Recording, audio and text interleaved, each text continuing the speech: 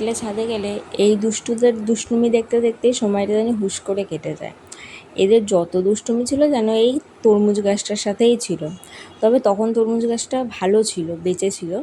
এখন বিড়ালগুলোকে ওর মা অন্য জায়গায় নিয়ে চলে গেছে। আর এই যে তরমুজ গাছটা, এটা মরে গেছে, জানি না কেন হঠাৎ করে মরে গেছে গাছটা পুরো।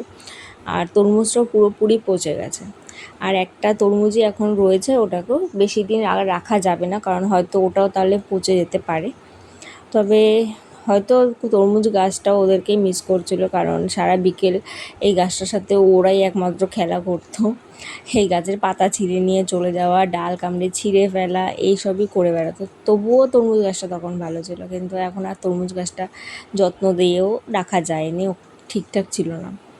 আর এই দুষ্টুটা সব থেকে বেশি দুষ্ট হচ্ছে এই কালো বাচ্চাটা ছিল। জানি না এখন বেঁচে আছে কি না, মরে গেছে, কারণ ওর মায়ের একটা বাচ্চাও বেঁচে থাকে না, খুব কম বাচ্চা বেঁচে থাকে, সব অ্যাক্সিডেন্টেই মরে যায়। আর এবারে বাচ্চাগুলোকেও নিয়ে গেছে, তবে এবারে বাচ্চাও জানি না বেঁচে আছে কি না, বাট বেঁচে থাকুক এটাই চাই।